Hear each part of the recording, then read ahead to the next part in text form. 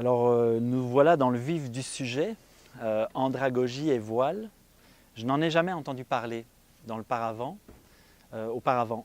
Ce qui s'est produit dans ma recherche, en arrivant ensuite à prendre connaissance de ce qu'est l'andragogie, les définitions, les caractéristiques, comment ça fonctionne, ça m'a amené très rapidement à me demander si ça s'appliquait au sport. Le sport est quelque chose de très technique.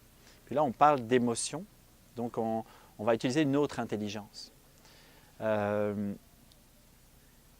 Et puis, de fil en aiguille, en étant sur les bateaux, en essayant, en testant, en ayant ces discussions, en mettant comme un cheveu dans la soupe, un pavé dans la mare, ce mot avec des gens qui viennent apprendre, mais qui sont aussi pédagogues, qui ont une expérience de formation déjà en tant que parents. Il y a une expérience de formation. Donc chacun étant intéressé directement par cette question, est-ce que l'andragogie est un modèle adapté? La réponse a été oui entièrement.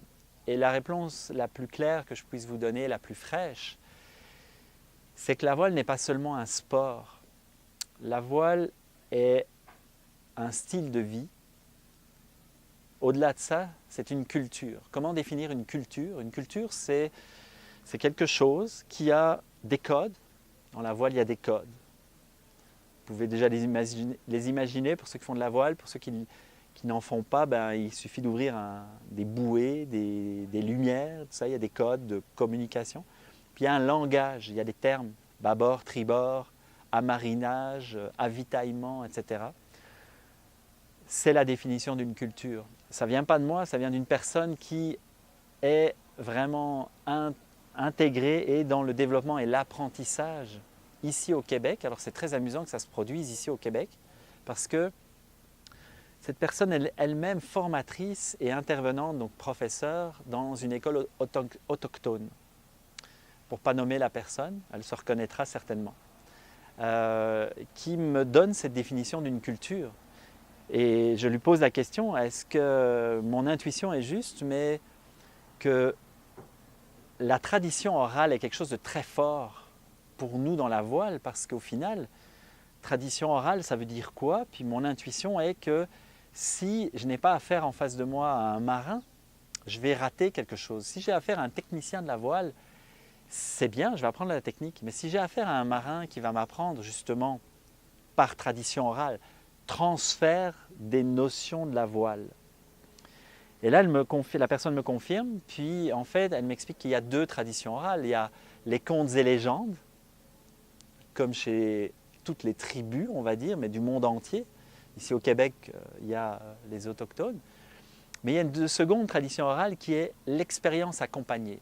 Et c'est là, l'expérience accompagnée, que je viens de rejoindre l'andragogie. Parce qu'on part sur un modèle d'expérience émotionnelle où les personnes vont vivre des choses à bord. On n'est plus sur Terre, là, on vient sur mer.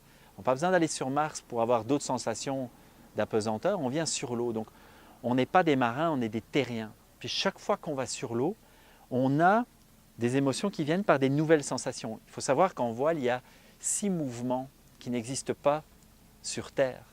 Je vous parle juste ce mouvement-là du bateau, puis il y en a encore 4 autres qu'on ne vit pas sur Terre. Donc nos sens de l'équilibre, que ce soit visuel, moteur, la proprioception au niveau de la musculation, ou l'oreille interne, sont complètement perturbés et vont complètement se mélanger. Puis vous avez certainement entendu parler du mal de mer. Je reviens à nos moutons. Ici, l'andragogie dans la voile, l'expérience accompagnée, la tradition orale.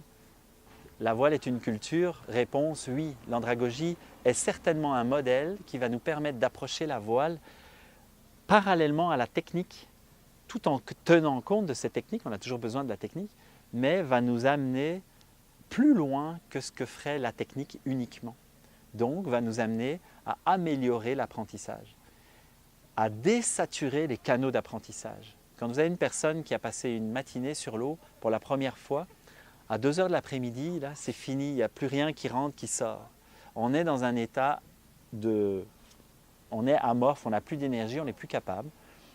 c'est là où l'émotion entre en jeu, puis qu'on peut encore tirer des choses en faisant le point, comme une itération. On évacue tout ça et on recommence. Je l'ai fait, je l'ai expérimenté, ça fonctionne. Pour conclure ici, je dirais que l'andragogie va venir non seulement soutenir la tradition orale de la voile, mais carrément remplacer la pédagogie. On va mettre la pédagogie de côté. Elle va évidemment rester comme une structure au niveau sécurité. Nous faisons partie, quand on enseigne la voile, en tout cas la plupart des personnes, soit d'une fédération, soit d'un cadre. Il y a les assurances, la responsabilité. La personne chef de bord va être capable d'utiliser monsieur et madame tout le monde pour sa famille, ses amis, va être capable d'utiliser ce modèle qu'il va retrouver parce qu'intuitivement, on a à un moment donné décidé d'apprendre quelque chose par soi-même, de s'informer, d'aller comme un nouveau chercheur à la découverte de quelque chose de nouveau. Du coup, forcément, il va retrouver et mettre des mots sur ce qu'il a fait intuitivement. Il y a quelque chose qui se rapporte en plus dans la voile, c'est que tout chef de bord a un devoir de former les personnes à son bord au cas où il lui arriverait un problème, parce qu'un capitaine en dehors de l'eau, en dehors du bateau, à l'eau, c'est très embêtant. Parce que le capitaine est en danger constamment tant que les gens ne sont pas formés à venir le rechercher. Puis là, on va passer dans un autre sujet qui va être, ok, mais comment amener les personnes à arriver à faire ça sans émotion ou dans l'émotion, mais la bonne émotion? Parce que la peur peut nous figer. Au final, ce modèle andragogique va vraiment être efficace. Ce qui est rassurant, on est un peu... donc j'ai cherché, il n'existe pas l'andragogie dans la voile jusqu'à présent, puis j'ai posé la question à des personnes vraiment ciblées qui sont dans l'enseignement, dans la voile, dans des organisations professionnelles. Mais ce qui est rassurant, c'est que l'andragogie est déjà utilisée dans d'autres, je vais dire, comme je disais tout à l'heure, hein, des sciences, des domaines ésotériques. Et dans le sport, je l'espère, je ne l'ai pas encore découvert, mais ça va faire partie peut-être encore d'autres développements intéressants.